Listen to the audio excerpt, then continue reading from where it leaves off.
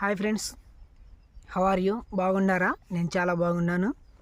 ఈ వీడియోలో ఏంటంటే నేను ఏ పార్టీకి సంబంధించి మాట్లాడను, ఏ పార్టీతో నాకు పని లేదు, ఏ పార్టీని పొగడను, ఏ పార్టీని తిట్టను. అయితే ఈ యొక్క పార్టీలు పిచ్చిలో పడి మన జీవితాల్ని, మన యొక్క లైఫ్ని ఎలాగ మనం నాశనం చేసుకుంటున్నామో ఆ విషయాల గురించే మాట్లాడతాను. దయచేసి ఈ వీడియో చాలా జాగ్రత్తగా వినండి. ఈ వీడియోకి ఖచ్చితంగా లైక్ చేయండి. మీ ఫ్రెండ్స్కి ఎవరికన్నా ఈ వీడియో షేర్ చేయండి. ఈ వీడియో మీరు చూసినంత మాత్రం నాకు డబ్బులు అయితే ఏమీ రావు ఫ్రెండ్స్. నా ఛానల్ స్టార్టింగ్లోనే ఉంది. అయితే ఇది చాలా ఇంపార్టెంట్ అయిన వీడియో. మన ఏపీ ప్రజలకి చాలా అవసరం అన్నమాట. చదువుకునే పిల్లలతో సహా చాలామందికి ఇక వీడియో అవసరం, గమనించండి. అయితే వీడియో స్టార్ట్ చేద్దాండి. మీలో చాలామంది రెస్టారెంట్కి వెళ్ళి బిర్యానీ తినుంటారు కదా, దమ్ బిర్యానీ. అదేంది బిర్యానీ ఇదంటే ఏంది, అసలు వీడు ఏం మాట్లాడుతున్నాను అనుకుంటున్నారా? పాయింట్కి వస్తున్నాను. అయితే మీలో అంటే మనం అందరం చాలామంది రెస్టారెంట్కి వెళ్ళి బిర్యానీ తిన్నాం. చికెన్ బిర్యానీ తినిన తర్వాత ఆ తిన్న ఎముకలు ఉంటాయిగా, ఆ ఎముకలన్నీ పార్సల్ చేసుకొని లేదా ఒక దండలా కట్టి మన మెల్ల వేసుకొని తిరుగుతాం. ఊరు మొత్తం తిరగం. ఎందుకు? ఆ యొక్క ఎముకలతో మనకు పని లేదు. అంటే మాంసం తిన్న, తొనకలు తిన్న అంత మాత్రాన వెనకలు మెల్లేసుకొని తిరుగుతాం అని పెద్దలు చామత అంటారు. తిరగలేముగా. అలాగే ఆ టయానికి మనం ఓటేస్తాం. మన రాజ్యాంగం ఇచ్చిన హక్కును ప్రకారం మనం ఓటేస్తాం. ఓటేసినంత మాత్రాన తర్వాత నేను అది, నేను ఇది, మా పార్టీ అది, నేను తోపు, నేను తురుము, ఇన్ని ఎకరాలు బెట్టింగ్ పెడతా, అన్ని ఎకరాలు బెట్టింగ్ పెడతా అని చాలామంది పబ్లిక్గా అనవసరమైన మాటలు మాట్లాడుతున్నారు. అంటే వాటి వల్ల మనకు ఉపయోగం లేదు. మనం ఓటేసామా, వచ్చామా, మన పని మనం చూసుకుంటున్నామా, అంతవరకే ఉండాలి. ఎందుకంటే ఏ రోజు ఏ ప్రభుత్వం వచ్చిందో ఎవరికి తెలియదు. మనం నోటి నుంచి వచ్చిన మాటను మనం వెనక్కి తీసుకోలేం. అందుకని మనకి అంటే అందరు కాదు, కొంతమంది మనకి ఒకరోజు తినటానికి ఉంటే ఒకరోజు తినటానికి ఉండదు. ఏ రాజకీయ నాయకుడు వచ్చి మన యొక్క కష్టాలు తీరవడం, ఎవరు వచ్చి మనకు సహాయం చేయలేరు. మన ఫ్యామిలీని మనమే కష్టపడి లాక్కోవాలన్నమాట. ఆ టయానికి ఓటు వేసి రావటం ఓటుకే. తర్వాత మన పబ్లిక్గా కెమెరాల ముందు నేను మొన్న ఒక వీడియో చూసా. ఆ అన్న ఏమంటుండంటే, నా రక్తం చిందించిన వచ్చేది ఆ పార్టీ అది ఇది అని అంటాడు. అదేంటి బ్రదర్, రక్తం చిందిస్తే రక్తం వచ్చింది మన బాడీలో నుంచి. అంటే చూడు, వాళ్ళ తల్లిదండ్రులు అసలు వాళ్ళకి ఏం పెంచుతున్నారు అర్థం కావట్లే, అసలు ఏం నేర్పిస్తున్నారు అర్థం కావట్లే. పార్టీ అనేది మన రక్తంలో అంత చేతి జీర్ణించుకెళ్ళాడు, అంత చేటు. అంటే చూడు ఎలా బతుకుతున్నాం మనం. ఈ యొక్క రాజకీయ విషయంలో పడి చాలా తప్పులు చేస్తున్నాం ఫ్రెండ్స్. మీరు గమనించండి. మన పిల్లలకి మనం ఏం నేర్పాలంటే దేశభక్తి, కష్టపడటం, ఇవన్నీ నేర్పించాలి. ఫేస్బుక్లో స్టేటస్లో మీరు చూసే ఉంటారు. చిన్నపిల్లలకి పార్టీ యొక్క జెండాలు ఉంటాయిగా, పార్టీ జెండాలు కట్టి వాళ్ళ పాట ఉంది, బ్యాక్గ్రౌండ్ పాట, వాళ్ళ పాట పెట్టి పిల్లల్ని ఈ యొక్క ఫేస్బుక్ స్టేటస్లో చాలామంది పెడుతున్నారు. మీ పిల్లల భవిష్యత్తు మీ చేతులారా నాశనం చేసుకుంటున్నారు. ఇది గమనించండి. చిన్నపిల్లలకి పార్టీలు అవసరమా? ప్రతి ఒక్కరికి పార్టీ మీద అభిమానం ఉన్నది, ఓకే. నేనేం చెబుతున్నానంటే, ఆ టయానికి ఓటు వేసి వచ్చామా, మన ఫ్యామిలీ, మన కష్టాలు, మన యొక్క వర్క్, మన యొక్క బాధ్యత మనం నెరవేర్చుకోవాలి. అంతేగాని మన నోటుకు వచ్చినట్టు బయట మాట్లాడటం కరెక్ట్ కాదు. ఎదుటి వారిని దూషించడం, ఎదుటి వారిని పార్టీని దూషించడం, ఎప్పుడు ఏ పార్టీ వచ్చిందో మనకు తెలియదు. తర్వాత మనం నోటి నుంచి ఏదన్నా వచ్చిందంటే తర్వాత మనమే ఇబ్బంది పడాల్సి వచ్చింది. గమనించండి. మరొకటి ఏంటంటే, కొంతమంది ఉంటారుగా పల్లెటూరులో కానీ ఎక్కడన్నా కానీ ఎదుటి వారిని హేళనగా చూస్తారు. పలకరించినా పలకరారు. ఎందుకు పలకరారంటే ఇక్కడ పాయింట్ చెబుతా. వాడు మన పార్టీ కాదు, వాడు వేరే పార్టీ, అందుకనే అతన్ని పలకలేరు. అతని మీద చాలా ద్వేషం, కోపాలు పెంచుకుంటారు.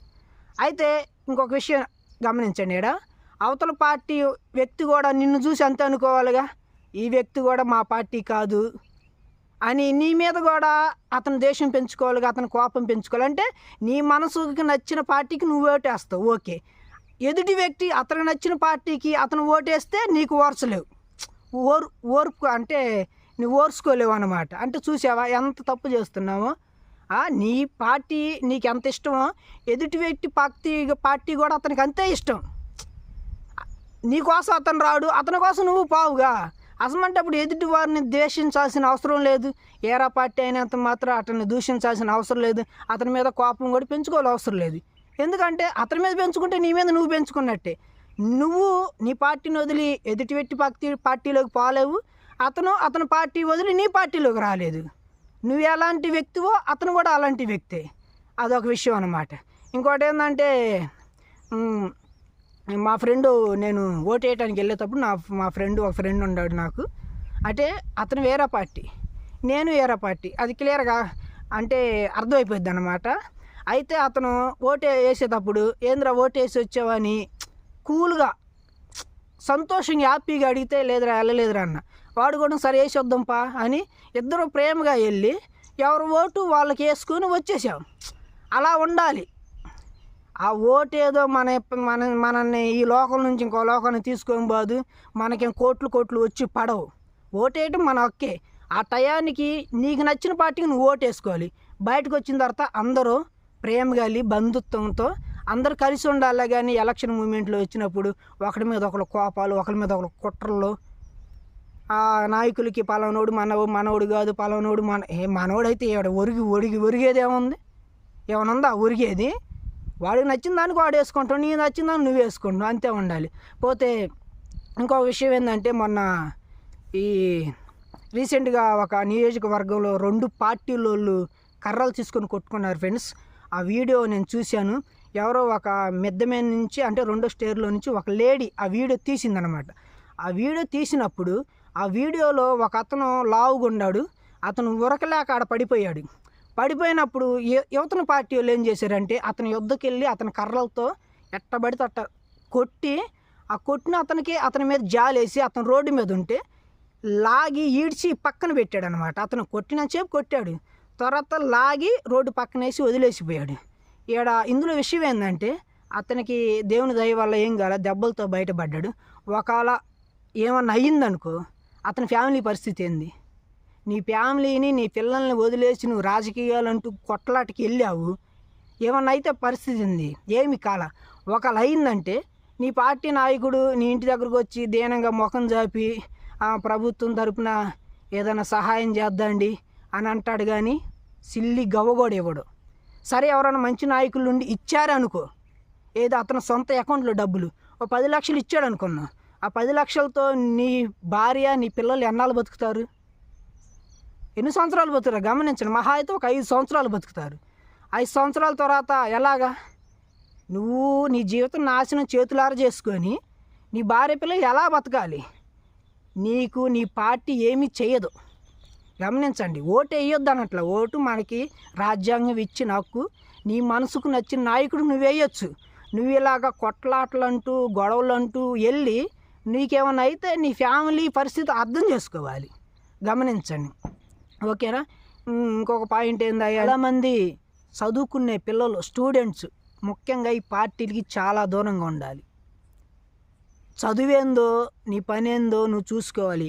ఒకవేళ నీకు ఓటేసి హక్కు ఉంటే ఆ ఎలక్షన్ మూమెంట్లో వెళ్ళి నీకు నచ్చిన పార్టీకి నువ్వు ఓటేసి వచ్చి నీ జాబ్ నువ్వు చూసుకోవాలి, నీ వర్క్ నువ్వు చూసుకోవాలి.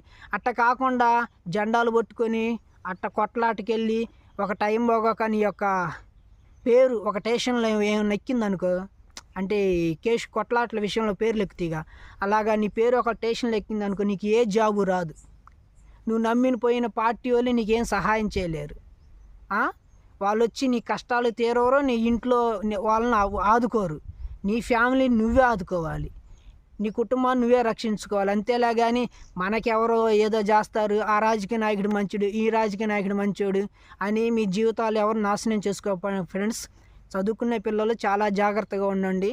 మీ భవిష్యత్తును మీరే కాపాడుకోండి. అనవసరమైన పార్టీల్లోకి వెళ్ళి మొన్న ఎవరో ఒక అన్నయ్య అంటుండో, నేను సోషల్ మీడియాలో అతను మీరు చూసేమంటారు, బాగా స్టైల్గా జుట్టు పైకి వేసుకొని పార్టీ పేరు చెప్పనులే, అతను ఒక పార్టీకి వెళ్ళి బాగా సపోర్ట్ చేసిన తర్వాత ఎదుటి వ్యక్తులు అతన్ని బాగా ఇబ్బంది పెట్టారు, జైలుకి కూడా తీసుకెళ్ళారు అనుకుంటా అతన్ని. అయితే అతను బయటకు వచ్చి ఏం చెప్పాడంటే, నేను జైల్లో ఉంటే నా కోసం ఎవరు రాలేదు. గమనించండి, నా కోసం ఎవరు రాలా, ఏ పార్టీ నాయకుడు రాలా, నా కోసం వచ్చింది మా అమ్మ, మా నాన్న, మా ఫ్యామిలీ, మా కుటుంబం. కాబట్టి మీరు మీ కుటుంబం కోసం, మీ ఫ్యామిలీ కోసం కష్టపడండి. కానీ ఏదో ఒక రాజకీయ నాయకుడి అతనికి మీరు ఏదో చేశారనుకో, మీకు ఏదైనా కష్టం వస్తే అతను ఖచ్చితంగా రాడు. ఇది మట్టి గమనించండి. రారంటే వాళ్ళు మంచి వాళ్ళని అంటలా, వాళ్ళకు వచ్చే టైం కుదరదు. నువ్వు అలాగ జైల్లో ఉన్నావని అతనికి తెలుసో తెలియదు కూడా తెలియదు. అవునా? నువ్వు జైల్లో ఉంటే నీ కుటుంబస్తులు, నీ ఫ్యామిలీకి వస్తారు, కానీ నీ యొక్క రాజకీయ నాయకులు రారు.